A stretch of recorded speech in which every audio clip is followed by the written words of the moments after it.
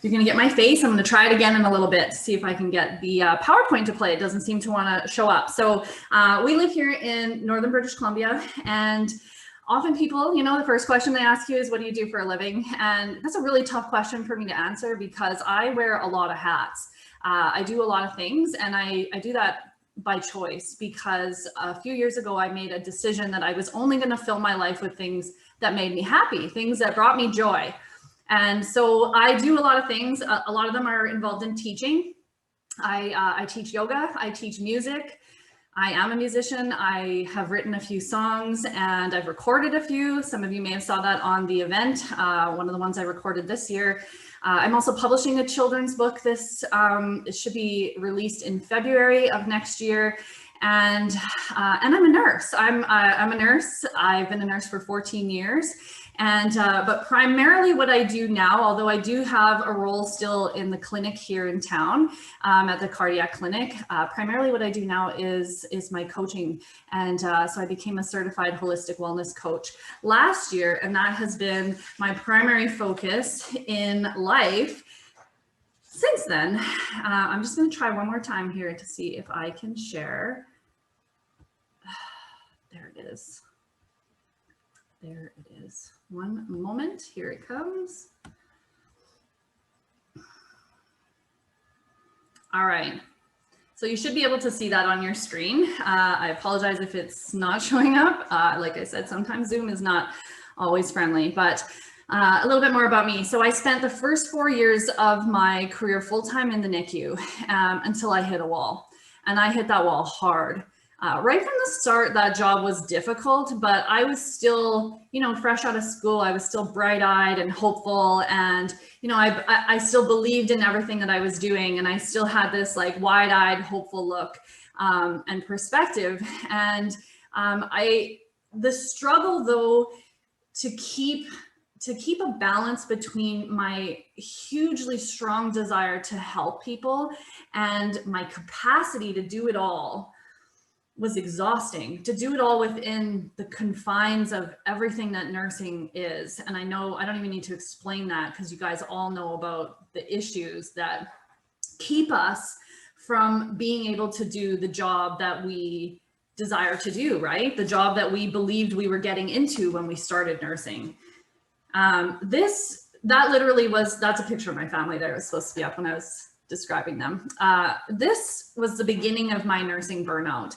I've been no stranger to depression in my life. I have suffered with it and the label of depression for most of my life. And when burnout really started to set in my nursing job, my depression kicked up like full steam. I was beginning to be withdrawn, bitter, cynical. I was resentful and at times angry and defiant. There was even times where I flat out refused to do what physicians were ordering and refused to take certain patients because of just the inner conflict that was happening with me. And not only did my mental and physical health suffer in that time, so did my relationships at home. I began drinking a lot more than I should have been and fighting with my partner. And I'm talking like that ugly fighting where it's almost like you've dissociated from yourself. And then I've also just sobbing, like just completely overloaded with emotion and unable to cope, exhausted, like sleeping 13, 14, 15 hours a day or night and still being tired, like nothing seemed to replenish me. I was not looking after myself in any way. I was so touchy and so angry and sensitive and frustrated and irritable. And it was just, I mean, you talk about a hot mess. I was just a complete fucking mess, a complete mess. And then in the span of about 6 months, there was 2 patients that I was caring for, very complicated, chronic infants. And I felt like I lost my voice. And I had some significant concerns and they weren't listened to. I felt like I wasn't valued. I felt so disrespected. until the point where I kind of gave up. I was like, this fight is futile. No one's listening to me. No one cares what I have to say. And the result of that is that one of the babies died a very traumatic death. And that was it. I couldn't do it anymore. The PTSD symptoms kicked in at that point. My depression was just out of hand. I was completely at the end of my rope. There were times where I thought about ending my life. It was the end. It was literally the last straw for me. And I started looking for other opportunities, for other jobs. And when one presented to me, I took it. And this did help for a while. I moved into the community. I had a day job. I had regular hours. I was working with some really good people. The community in that place was really good. Most of the people got along really well and worked really well together. It was a very supportive environment. And so a lot of the symptoms I was having they got better, but they never fully went away. And that initial joy and sort of balance that I had found when I switched into the community, it started to fade because I hadn't dealt with any of that trauma. I hadn't dealt with the depression. I had only changed my external circumstances.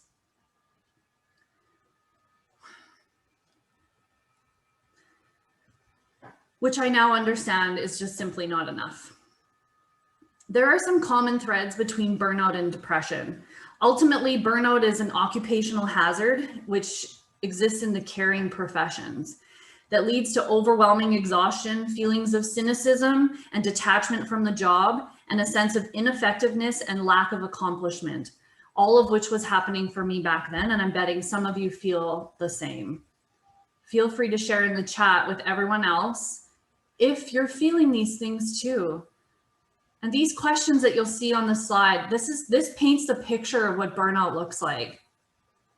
Feeling tired all the time, no energy to go to work in the morning or at night, feeling physically drained, feeling fed up, feeling like your batteries are dead, feeling like you're not thinking clearly, unfocused, having a hard time concentrating, slow to process information, slow to act, feeling unsatisfied with your accomplishments, evaluating yourself negatively, devaluing yourself, feeling like you just can't do it anymore. You can't invest in this anymore. It's a completely at the end of your rope is really what it feels like. These questions, they paint the picture of burnout. And where depression interweaves with burnout is when burnout trickles into your everyday life, where you have little to no interest in the things that used to give you pleasure and joy, where you just want to sleep all the time. You're just tired. You don't want to do anything. There's no energy. You're easily frustrated, angry, irritable, disconnected, apathetic, hopeless, and helpless. How many of you are at this point? If you're not, and you don't do something about the burnout that's happening, if you're at that sort of crux, it will start to show up in your everyday life. It was really hard for me to experience everything that I was going through at work and leave it there and come home and just, be a different person, just be happy and want to play with my kids, and just, it wasn't working. It was impacting every single aspect of my life. That exhaustion had become so much more, and it took over. Because see, changing the external circumstances, leaving my NICU job, it wasn't enough. It wasn't enough. It alleviated some of those burnout symptoms related to the job, but the rest of it remained. And the meds that they give you for depression and the often subpar quality counseling that's available to us as a part of our workplace programs, at least it was back then, it's not enough. It wasn't enough then, and it's not enough now. My future felt totally bleak and hopeless, but still I stuck through. I stuck with it, completely unaware of how to fix myself, jumping from role to role, job to job. I literally have had 11 jobs in 14 years as a nurse. I was searching for something to fill, for something to fix the problem that was going on inside. I was looking outside for a fix of a problem that was going on inside. And it just doesn't work that way. The disconnect, the fatigue, and the negativity was so deeply rooted at this point. And for so long, I continued to feel like I was just being swallowed up. And none of those external fixes, even my children and getting married, and we moved across the country, none of it lasted. It's like people who win the lottery.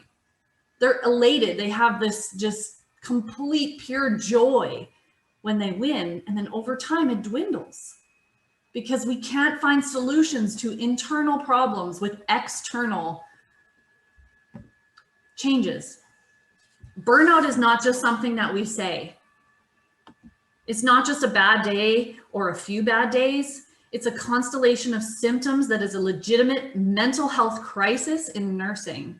And the resulting depression, anxiety, and PTSD is profound. You can see up there some of those stats. Nearly 90% of nurses screened for symptoms of burnout, many of them with clinically significant screening. And 1/3 of nurses were struggling with symptoms of major depression. 1/4 of all nurses for generalized anxiety. This is from a survey across Canada. And this was pre-COVID. Pre-COVID. Imagine, you don't need to imagine. You're there every day. I would say it's probably closer to 100%. Look at those other numbers. 23% have symptoms of PTSD. 10% of nurses have considered suicide in the last 12 months. It gets me. It's the impact is just, it's not a little thing. Burnout is the real deal, and it's going to be the death of our healthcare system and the death of some of our colleagues if we don't do something about it. Our administration and our government knows how bad this problem is. They know.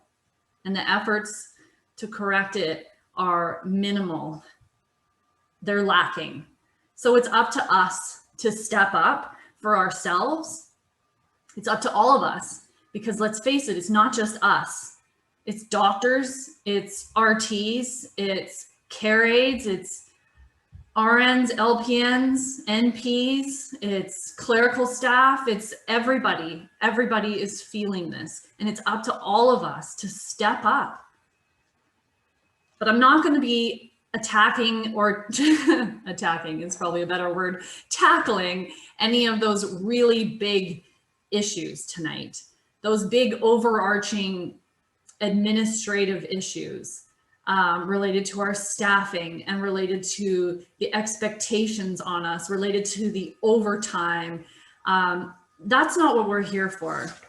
I'm here for you, because everything that you desire in your life, the balance, the control, the joy, the passion, the energy, the inspiration, the excitement, the connection, and even the support, it all starts with you.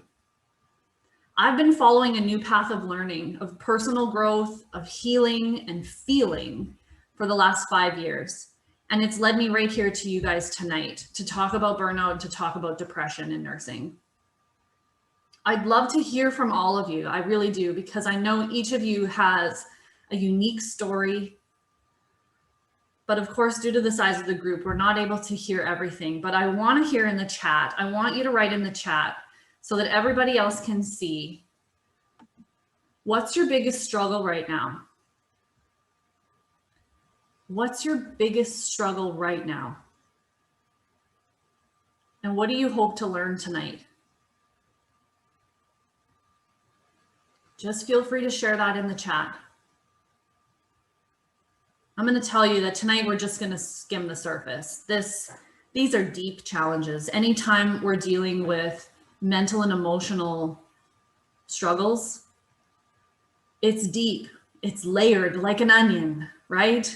Tonight we're going to peel off one layer, maybe, but there's so many more layers to it. So it doesn't end with this 1 hour workshop. I'm not going to be able to give you a cure for what's going on. I'm going to give you some pieces and some steps and some action that you can take that is going to help. But this is actually the beginning. My one goal for tonight, in addition to giving you a few actionable practice steps that you can start taking right away, is to inspire hope. Hope that this is not the end. Hope that there is another way, that the rest of your life does not have to look like this. That the rest of your life can still include being a nurse and also being physically, mentally, and emotionally healthy, because it can. I believe it can. It's not necessarily going to be an easy sail, but with the right support and guidance, it can be much less rocky than the journey I've taken. And if I can do it, if I can come from where I was to where I am now, so can you. Anybody can. With the right tools, the right support, and the right guidance, you can do it too. You don't have to surrender to the rest of your life being and feeling the way you're feeling right now. I want to invite you, I want to guide you through a visualization that I use to help describe what I consider my journey to have looked like. So I'm just going to invite you to close your eyes. If closing your eyes is not comfortable, just gaze at the floor or at the table in front of you. And just pay attention to your breath. Attend to your breathing and just notice.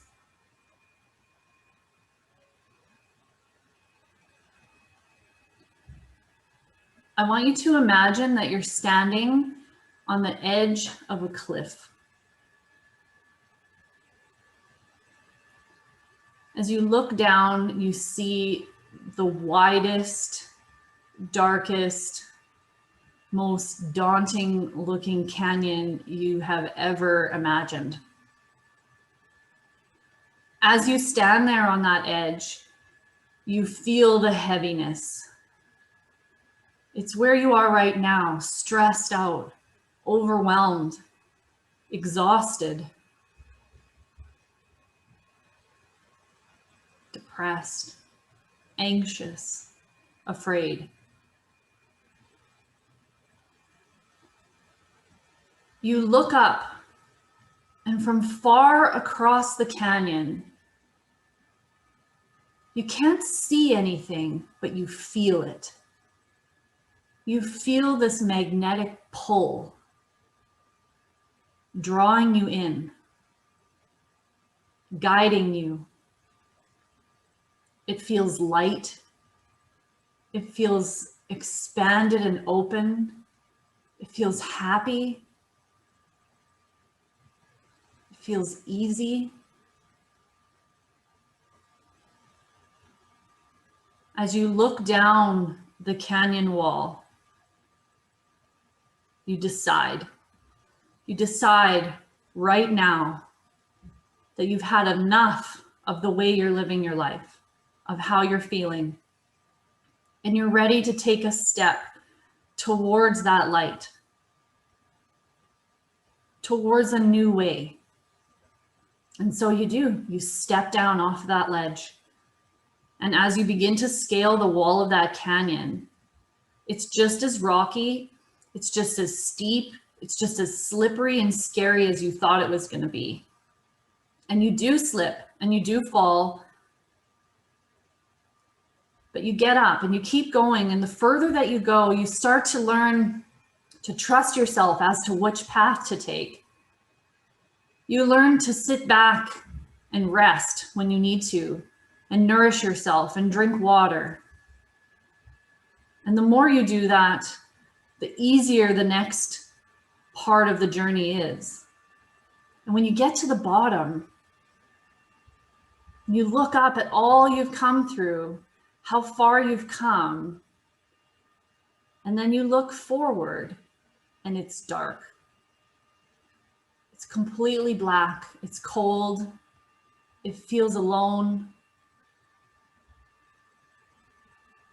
And you're not sure what to do. You don't know where to go. You don't even know where you are. You're lost, you're scared, and you're all alone. You could go back, but you know you don't want to go back. And just then you feel a warm, comforting arm link with yours and begin to guide you through the base of the canyon.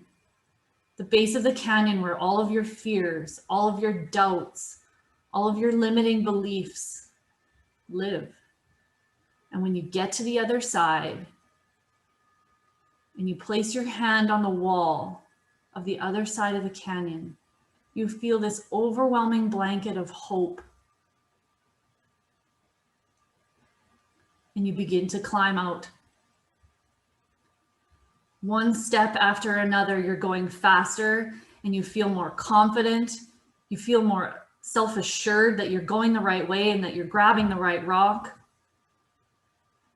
You may fall and slip for sure, but you get back up and you keep going because you've built resilience and you believe in yourself, and you keep going all the way until you reach the top. And you climb out and you feel exactly what was pulling you in that whole time. That light, that expansion, that joy, that excitement, that passion. You feel it all and you look around. You look around and you see hundreds, maybe thousands more canyons. But these canyons don't look scary anymore. They don't look like I can't, impossible. They look exciting. They look like the next opportunity for you to move through something that is going to help you grow and learn and become a better version of yourself and live a better life for yourself.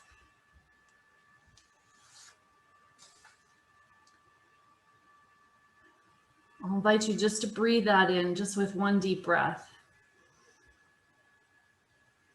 And open your eyes when you feel ready. I share that visualization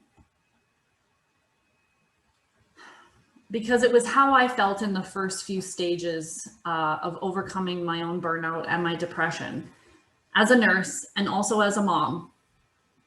I share it because when I was standing at the top, looking down at the unknown, feeling the pull from across the canyon, knowing I couldn't keep going the way that I was depressed, I was lonely, miserable, and so exhausted and so disconnected from everything. When I was in that place, I didn't know where to turn. I had so much guilt and shame about wanting more for myself. So I hid it. I suffered in silence. And because I did, it's now become my fuel to be what I so desperately needed back then for others, for you. The beginning of this journey can be very scary and daunting and isolating and lonely, but it doesn't have to be. If you're in this place, if you're in the weeds and you're feeling hopeless and you're feeling like you just can't take it anymore, please know that you're not alone. Look around, look right now. There's 182 people here with their hands up saying, I feel similar, at least. You're not alone. To this single event, there was 2,500 people that responded with a hand up saying, me too, I feel this way. I'm fed up, I'm burnt out. You are not alone.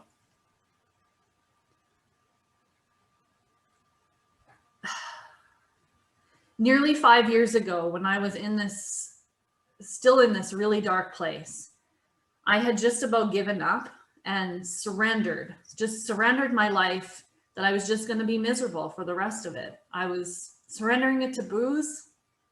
I was surrendering it to pills, antidepressants. I was surrendering my life until a door presented for me. An opportunity presented that opened up to a new way. And as much as my ego and my fears tried to keep me from walking through that door, tried to hold me back and keep me small,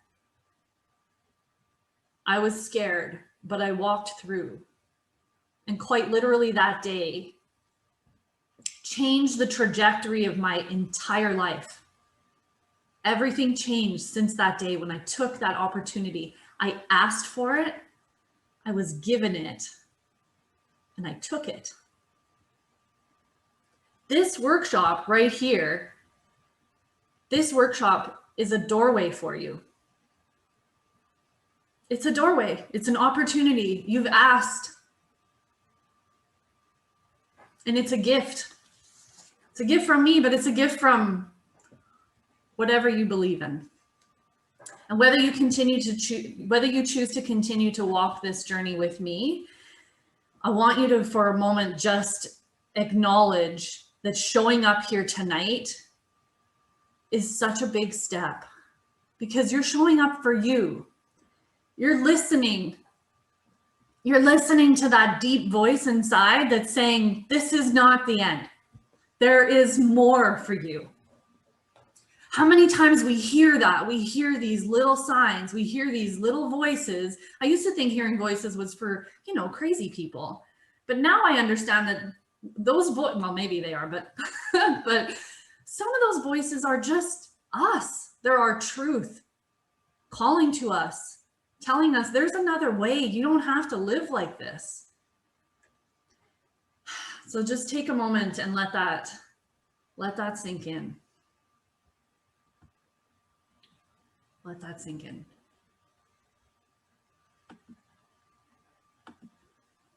As I progressed through that canyon, I discovered so much new knowledge, techniques, and practices that paved my way. And almost all of it was completely brand new to me. I had never heard of so many of the things that I have learned over the last 5 years. Not as a child, I hadn't learned it, not as an adult, and not as a nurse. It challenged my very core beliefs about life and how we're supposed to live it. It changed everything for me and opened me up to a life that is more than I ever dreamed was possible. A life of self-love, self-trust, of balance and ease, of peace and joy and stillness. A life slowed down and connected, not only to other people, but to myself. And tonight I do want to share with you a few of the things that I've learned. I can't share it all. I want to, but I can't share it all in an hour. I've embraced some of these things that challenged me to my core because of what I was influenced and taught throughout my life about what life is supposed to look like, particularly what life is supposed to look like for a woman. And these things have had a significant, a profound impact on me overcoming burnout and depression. I can say with honesty and with the most gratitude that I have overcome depression and PTSD. And this is stuff I've been dealing with for most of my life. And I'll say it again because it's so freaking important that you hear this. If I can do it, so can you. So let's dive into a couple of these pieces. The first one is mindset. I couldn't ever have imagined how deep our beliefs run and how bullshit and backwards so much of it is. Our beliefs literally create the life that we have. Our mindset impacts everything. It impacts how we see challenges, how we see people and ourselves. Many of us are trapped in the victim mindset, the scarcity mindset, or a fixed mindset, which does nothing to serve us in this life. If we spend our lives complaining and blaming and shaming, being martyrs, doing everything for everyone, leaving nothing for ourselves, seeking others' approval just so we can feel validated, when we believe we don't have enough and never will have enough money, time, resources, love, when we live feeling disappointed and let down when we don't get exactly what we want, then we become so stuck. We miss out on the magic of life. We miss out on all the opportunities in life and so much of living with the joy of everything that we already have and that's yet to come. We're missing out on life. Changing mindset is not an easy feat. It takes dedicated, conscious attention and awareness of our thoughts, our actions, our words, our behaviors, our patterns. But once we gain that awareness, then it's just a game. It's a game of catching ourselves and choosing differently again and again and again and again and again. I'm still doing it. But I'll tell you, after 5 years of doing it, it's a lot quieter up there. The stories that play upstairs are a lot nicer, a lot more encouraging, motivating, inspiring. They're a lot more positive than the shit that used to flood my head before. I think we've all been stuck in this at some point. Well, most of us anyways.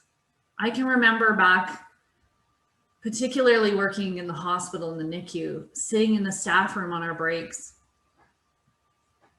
complaining about everything, about doctors, about policies, about my patients' families, about my manager, about my coworkers, about my home life, just complaining about everything. How I have to do it all, right? I have to do it all. Feel sorry for me. It's such bullshit. But I used to be like that. I absolutely used to be the martyr of all women martyrs, doing everything for everyone, leaving nothing for myself. Changing my beliefs has been one of the most significant shifts that I have created in my life. And it literally has an impact and creates the foundation for everything else that I do. If you change your mindset, you'll change your life. I promise you. Unfortunately, or maybe fortunately, because it actually forces us to go through this stuff, it's not just a switch that we can flick. I wish it was sometimes for people when they're really struggling. I wish I could just flick that switch, but it's not that easy. It's not that easy. It takes time. It takes patience, takes forgiveness, takes guidance, support, love, understanding, and connection. It takes digging through our current beliefs and determining if they're working for us or not working for us. When I talk about that spin that used to play in my head, it was not working for me. It was not helping me be the best version of me in my life at all. The version I have playing now, even though sometimes it gets stuck, it's so much more open. So much more open. And I would guess that since you're joining me here today, that there's at least one belief that you have that's not serving you in your life. When we get stuck here, we can't see any potential for change. When we're constantly complaining and just spinning in that cycle, we're stuck. And until you start exploring this, until you start to notice what's going on for you, you can't make any change. Awareness is the first part. It's the first step. And so you might be asking yourself, like, well, how do I get awareness? How do I figure out what's going on? Or you might be sitting there thinking like, yeah, that's me. I totally know that the shit going on up here is not helping. It's not serving me. So how do I change it, right? So first of all, to create awareness, we need to stop. If we are constantly busy, constantly running and never taking any time for ourselves to sit in quiet, we will never be able to really fully hear what's going on inside of us. And so one of my non-negotiable pieces in my personal life, in my personal journey, and what I encourage for all of my coaching clients and for all of you today is to find time every single day to sit quietly in quiet contemplation and connection. It doesn't have to be this big, profound meditation, okay? 5 minutes a day, more if you can carve it out. But I think we could all find 5 minutes to sit, even if it's in the closet, to hide from your kids, because I get that. For 5 minutes, just to close your eyes, sit, and just explore. Explore and notice what's going on inside of you. What are your thoughts? What feelings and sensations do you have in your body? What comes to the surface? But I'll tell you, if you do this once or twice, it's not going to do anything for you. You can't sit quietly. It's good for you to do it once or twice, but if you want to experience the awareness I'm talking about, if you want to get some insight into where it is that you need to address your efforts to create change in your mindset, you have to do it on a regular basis. So I invite you to carve out at least 5 minutes every day if you can. If you miss a day, whatever, you get another one. You get another day to try again. 5 minutes. I can't see the chat, so I don't know if everybody's telling me that I'm full of shit, that they can't find 5 minutes. But I'm just going to assume you're all nodding and you're saying, yeah, we can find 5 minutes, because it's so worth it. It is so worth it. When you can learn to reconnect with yourself and hear everything that you want to know, every answer that you're seeking in your life, it's inside of you. When you have a decision in front of you, you don't need to talk to people about it. I mean, you can get opinions, but you're the one that needs to decide, and your answer lives in there as well. Everything from our past is stored inside of us. From the time we're conceived, our body is keeping score of our life. But we're so bloody busy, always go, go, go, that we don't take any time to listen. And all of the information is here, all of your answers. It's all here. Just take 5 minutes a day to listen to it. Okay. I told you I can get wrapped up. Number 2 is self-love. This is a big one. Like, this is another foundational pillar of everything. And it's so huge, because if you're anything like I used to be, I hated myself. I hated everything. I could literally look in the mirror and go from head to toe and hate on just about every part of me. My hair, my face, my chin, my nose, my lips, my eyes, my voice. Keep it going all the way down. I didn't even like myself. I had a lot of great, and I still do, I have a lot of really amazing qualities, just like you all do. But I didn't see it. I was so stuck in this vortex of self-doubt and self-hate that it was so negative. I didn't see anything that was good, because when you're just stuck in this negative cocoon, you can't see anything that's good and beautiful outside of you. I didn't feel worthy. I didn't feel good enough. I didn't feel lovable. I definitely didn't feel beautiful. I definitely didn't feel deserving. Self-love was such a stretch, because I didn't respect myself in any way or like myself. Now, I've come a long way since that, a long freaking way. And this is also something, you know, people think that they can hide it. They think they can hide how they truly feel about themselves. But people see right through it. They see right through all of the self-deprecating jokes and the little comments that we make about ourselves. People see it. They see it, and then it becomes reflected back to you. The way that we create things, and this is a whole nother topic, but the way we create things is we are actually reflecting what we believe back to us. So if I believe I'm not worthy, I'm going to continually find opportunities to prove that to myself. Self-love is the nourishment we need for our survival, as it comes in so many forms. So literally from the food that we feed ourselves, right? How we nourish ourselves. If I'm drowning all of my sorrow in a bag of chips and wine at the end of a shift, or possibly during a shift, that's not nourishing myself. That's not treating myself with the respect and love that I deserve. If I'm talking shit about myself, calling myself ugly, calling myself stupid, or I'm not good at this, I'm always a failure, I'm never going to make it, I'm never going to be able to do it. If I'm talking that way, I'm feeding myself that negative energy, and I'm not nourishing myself. Self-love is about accepting everything that you are, and for standing in all that makes you who you are. Self-love is also setting boundaries and saying no. knowing what you value, knowing what you believe, and standing up for it and standing up for yourself. Self-love is learned and is influenced, and it's so rooted in those core beliefs that I already talked about. It's also so connected to what we believe women are supposed to be in this world. And that's passed down from so many generations before us. Self-love, however, it puts us at the top of the pedestal where we belong. In every single individual's life, that individual should be at the top of their priorities. I'm at the top of mine. I got 3 kids. I have a husband. I have a business. I am at the top. Because if I don't serve myself, I can't serve everyone else. Sometimes people think that this is selfish. It's not. Because who am I when I'm showing up when I'm depleted and exhausted? Who am I showing up? I'm not a good mom. I'm not a good wife.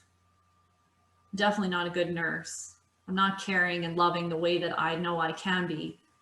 When I serve myself first, when I dedicatedly every single day do the things that make me feel good inside, I am better in everything in my life. And everything in my life is better because of it. One thing I encourage all my clients to do, and I'm going to encourage you to do, is to create a list. To create a list of things that make you feel good. This might be hard. If you're at the point where I used to be, where I was doing absolutely nothing for myself, I couldn't even come up with one thing. I didn't even know what made me happy anymore. And then one thing dropped. It was like, well, I do like talking to my mom. I do love the sun. I do love being outside. And then it started to flow. And I started to think back through my life of all the things that I used to enjoy and that used to bring me real pleasure. And so I wrote those things down. I wasn't doing them, but they were things that I knew would make me feel good. And then I was challenged, and I'm challenging you to do one thing from your list every day. It can be big, it can be small. It could be setting the table. It could be making your bed. It could be brushing your hair, having a shower. It can be buying yourself something nice. It can be anything. It could be yoga. It could be meditation. It could be going for a run. It could be just sitting outside in the sunshine. It can be 5 minutes in the closet by yourself. Whatever makes you feel good, one thing a day. Commit to it and start doing it. Show up for yourself, and I promise you again, I promise you, if you start doing even little things for yourself every single day, over time, the transformation is huge. Over time, you're like, that's not actually enough. Like 5 minutes in the closet, that's not enough. I deserve way more. I'm going to do a 45-minute yoga, and then I'm going to lay on the floor for 10 minutes and just breathe. Then I'm going to go make myself something like it just evolves over time. The more you give to yourself, the more you're like, yeah, feed me. Feed me. I've been starving for this. So I want you to share in the chat, what are some things that are dropping down to you as I'm talking? What are some things that you want to put on your list? What are some things that fill you up? So wish I could see it. The nature of multitasking, I can't do everything. So, yeah. Number 3 on my list for you tonight is emotions. Now, this is a big topic. So we're just going to graze the surface of it. But our Western medical system, I think you would agree, it has a really heavy focus on the physical body and symptoms. If we touch our psychological mind, our mental health, it's often looking at symptoms and it's looking at medications for treatment, sometimes with a little bit of counseling. And if you've had a different experience, then amazing. I'm so happy that there are practices out there that are really serving people who need the help. I didn't get that. I didn't get it at all. I was prescribed a pill and told to find some counseling. That's how I was treated. And when we do that, when we isolate symptoms and we isolate systems, or organs for that matter, we're missing the rest. We are not just a brain. We are not just a liver we are this interconnected, so complicated, but all meshed together being. We can't have one thing going wrong with us and it not impacting the rest, all of it. And we definitely cannot neglect the vast emotional landscape that we are as people. As nurses, we are exposed to extreme stress and trauma that challenges our psychological and emotional thresholds to the point of extreme exhaustion, burnout, and depression. How many of you have had your threshold challenged? I'm willing to bet most of you have. Or you've just been pushed to the limit. Maybe you've had a breakdown at work, or maybe you've just stuffed it all in for that shift and gone home and just completely fell apart. I've done both. And one of the keys to managing and overcoming this is through feeling, just feeling, all of it, and embodiment. And if you haven't heard of embodiment, I'll share a little bit about it. The experiences and symptoms of trauma in nursing is out of proportion to the general public. Let's just be clear. We sit with people in their darkest and most challenging times. We hold parents who just lost a baby. We sit with dying people who don't have any family. We watch traumatic car accidents roll through the door. We see some of the most significantly traumatic things. And then we're expected to just move on. Finish your charting and move on to the next patient. Just move on. Rarely are we given opportunity to really process our experiences, to feel our feelings, to debrief, to feel supported and accepted for all that we're feeling, and to release that energy of trauma and our emotions. When we don't allow ourselves, or we're not given space to do this, it doesn't leave. If we just stuff it all down and just move on to the next patient, that energy, it's still there. And when you go,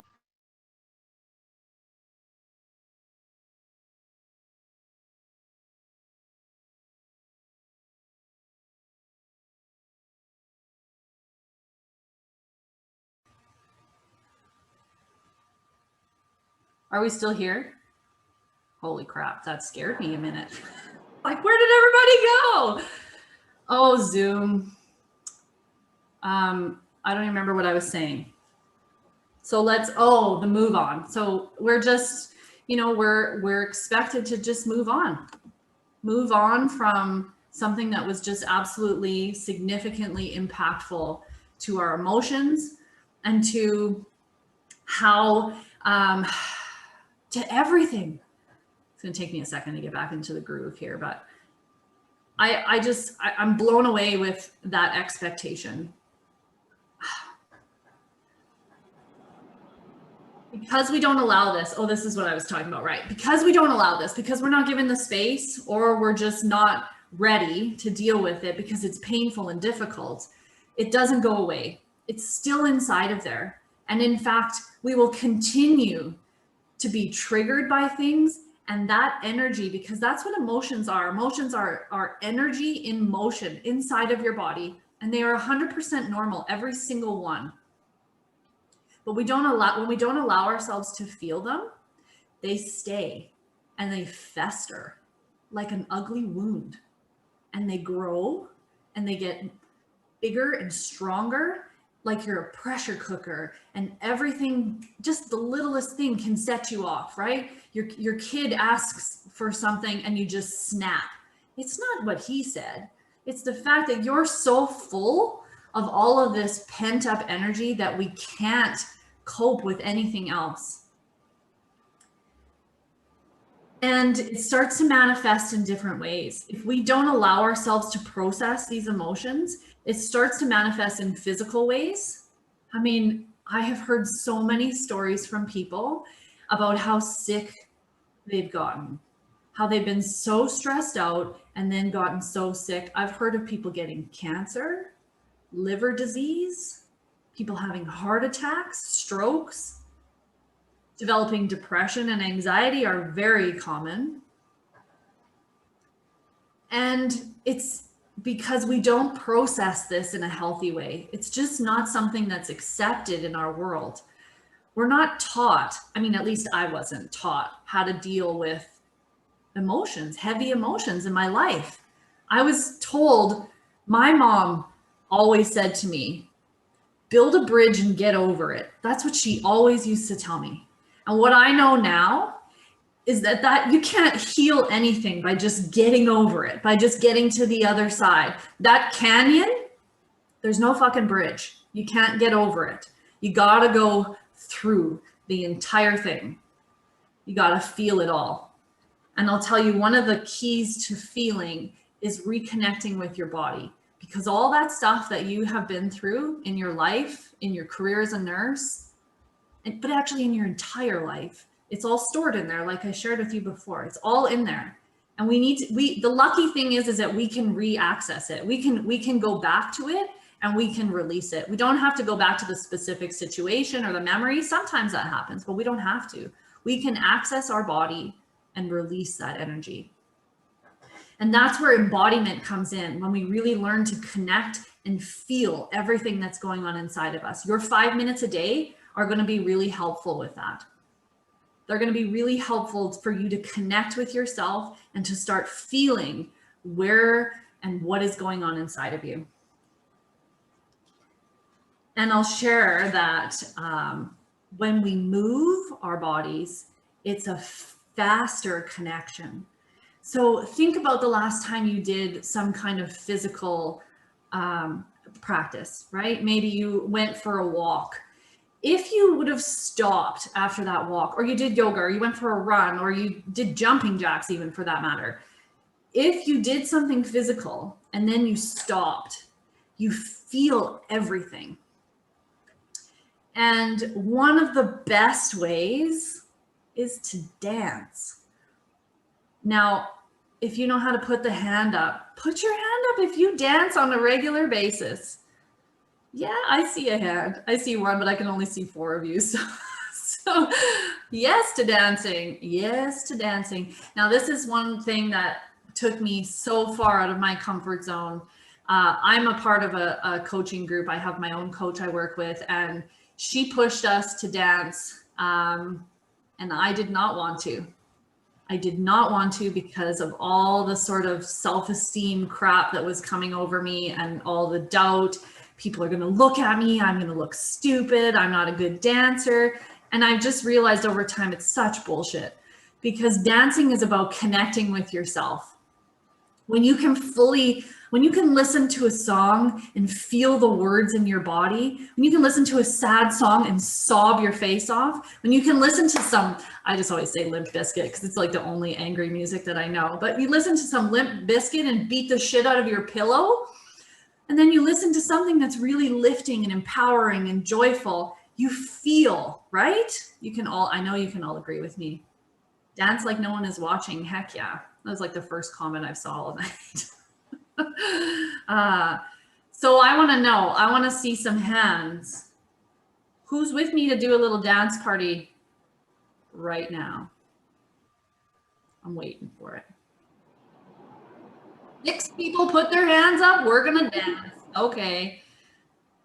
And you know what? Here's the thing. If your ego and your fears are telling you that you can't, the best way to push through, the best way to defeat any kind of fear is through action. A quick story. Last year, there was this ladies' night out, and I went, and this was just last year, and I sat there with my friend, and I watched all these ladies dancing. and I wanted to dance so badly. I could feel it inside of me so strong. Like I wanted to puke. I wanted to dance. I wanted to get up there so badly, but I was like, I had lead in my boots. Yes, I'm going to put the music on in a second. It was like I couldn't get up.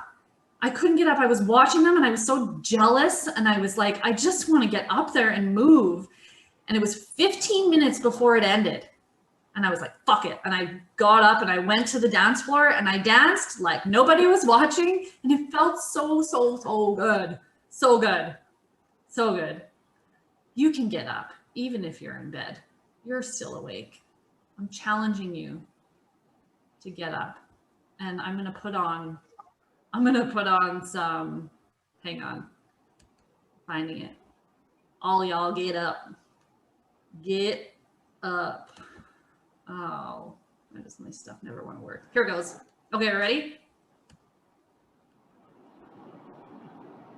We're ready.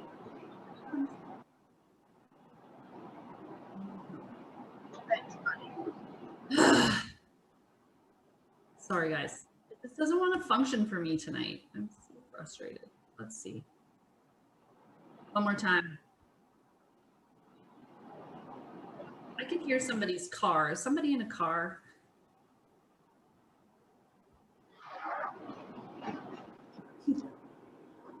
Play! Oh my gosh. I'm sorry, guys. This really ruined it for me. I can't get it to play. Why? Okay, I want you just move your body a little bit. Play with your phone. It sounds really terrible if I play with my phone, but I will. But the sound is shit. Here it goes.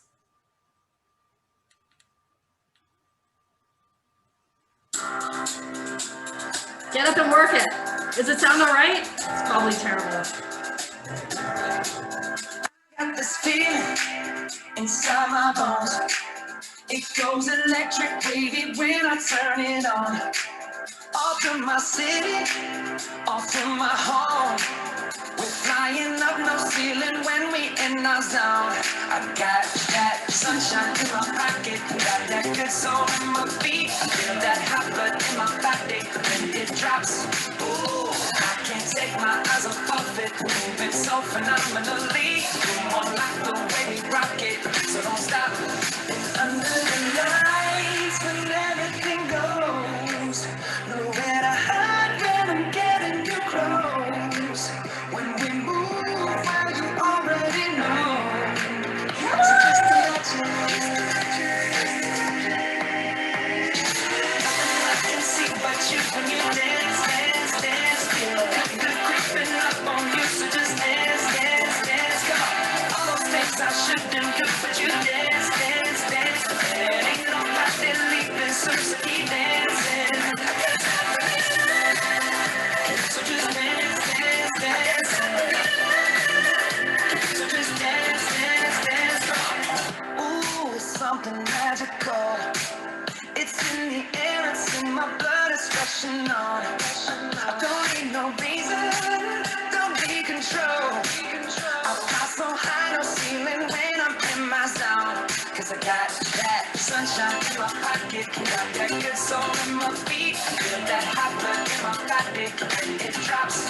Ooh, I can't take my eyes off it, moving so phenomenally. You're more like the way we rock it, so don't stop. Under the lights when everything goes. Nowhere to hide when I'm getting too close. When we move, well, you already know. It feels so good. It feels so good. I had to switch it to gallery so I could see you all. I definitely saw some people dancing. Dancing. Now, for a moment, I want you to just stop and just notice the vibration in your body. Notice what you feel.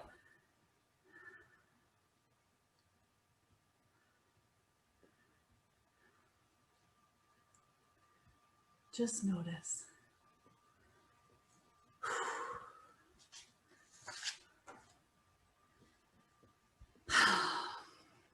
All right. So you got a few things on the plate as far as some action steps that you can take, right? Simple things, 5 minutes a day, whether it's in the closet. Yes, I totally see all the smiles. You cannot help but smile when you dance. It's like jumping on a trampoline. You can't help it. 5 minutes a day, quiet with your eyes closed, contemplating, listening, noticing, feeling.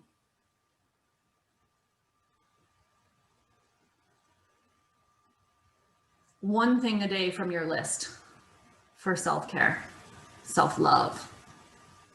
One thing. And dance.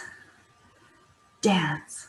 If you dance before you do your 5 minutes, it'll just kick up that whole experience a notch, because you'll be sitting there in that 5 minutes, like completely vibrating, and you've got this high energy frequency going on. So like the negative shit will kind of be pushed to the back, and a lot of other stuff will start funneling in.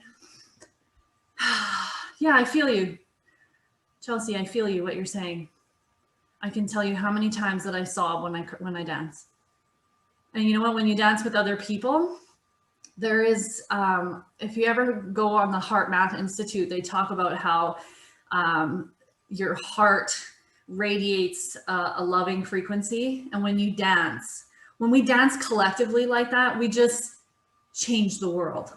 Okay. So we didn't do one small thing today. We did a big thing, because our dancing collectively, increasing our energy and our vibration, does this massive ripple effect. And we're coming from all corners of Canada here. I think we're all from Canada. Whew. Okay. I'd love for you to share in the chat which of those things, if not all three of them, you want to start implementing. And I really want to acknowledge you for taking these first steps down the canyon wall, because it's literally the hardest part. Those first steps are the hardest. Deciding and taking that step off, in spite of all the bullshit stories that might be going on in your head. I'd also like to invite you, that dancing brought up my supper. I'd also like to invite you all to schedule some time with me. If you're interested in scheduling some one-on-one time with me, where we can dive a little bit deeper into your challenges and what you're struggling with, I'm opening that up to you. I've opened up my calendar for the next couple weeks, so there should be a lot of time for people to choose from. And it's also an opportunity for you to hear about what I have, because like I said, have coming, because like I said in the beginning, this is just skimming the surface. And we are so deep. We are so deep. And this stuff runs really deep. So I have a program starting in November. It starts on November 12th. And as I'm just going to quickly share my screen with you to show you how to book an appointment here, if I can find it. And I'll put the link into the chat. And you can, right as I'm talking, you can click that link. It won't disconnect you or anything. That is if my computer chooses to open it.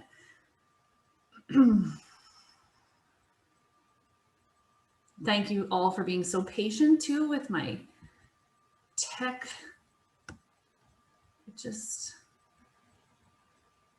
All right, let me go back. So if you go, you'll come to this page, and it'll look something, and you just pick a spot. It's not hard. It's super duper easy. I'm gonna come back and put it in the chat. Like I said, you won't lose connection. And you can pick a spot. So I wanna, if you wanna hang out for a few minutes, I'll share a little bit about the program, but if you need to go, then please feel free and log off. And I really want to honor you for showing up tonight, for being here for yourself, for being here for everyone else on the call, for taking that step and saying that I am important. I am important enough to take this step forward and to show up. This is a big deal. This stuff is clearly just, it's, you know, like I said, it's going to be the death of our healthcare system if we don't start doing something about it. And I'm just so honored to be here with you all. I will go back through this chat for anybody that had any questions. Does anybody want to raise a hand and ask a question right now while we're on?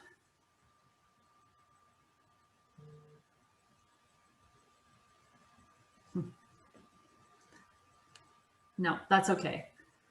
Unmuting is like a whole nother step, right? You can write it into the, I don't know if that question is for me. Where did you get your certificate? I'm going to share a little bit about the program. If you do have a question and I missed it, like I said, I'm going to go back through, but you can also email me or you can find me on Facebook and just send me a message. But so the program is starting on November 12th, and it's going to be a 3-month program, and we're going to have group sessions and one-on-one. So there will be 6 opportunities to circle up as a group where we can really plow through some of the negative stuff that's holding us back, rebuild that desire and that passion for why we became nurses, and to really grow self-love through so many different tools and tricks and techniques that I have learned across the way, as well as a lot of information, but mostly support. The support of a group is something that cannot be duplicated in any one-on-one. There is like power to one-on-one coaching because you're creating specific action steps to move you forward, to move you towards where it is that you want to go specifically and individually. But the group offers something that is so beyond that. It's like this safety net. It's this group that this comfort and this support that you can fall back on, that you know is in your corner as you move forward through this stuff, because it is hard. I can't lie to you and say that when you're dealing with any kind of mental, emotional struggles, it's a challenge to move through. And so support is absolutely the key ingredient. And like I said, you can go to that calendar link. It'll be in the replay email tomorrow too. So you can book that call with me if that's what you'd like to do, to explore this a little bit more, to see if it's exactly what you need right now. And yeah, so that is it. That is all I have prepared. And I am here if you want to ask questions, but I see some people have been answering them. And I just, again, really want to thank you for being here tonight, for taking your time to show up from all corners. And I wish you all the best, and please stay connected. Join the Facebook group if you're not on there already, the Surviving Nursing Facebook group. And yeah, have yourselves a beautiful night. Thank you so much for coming.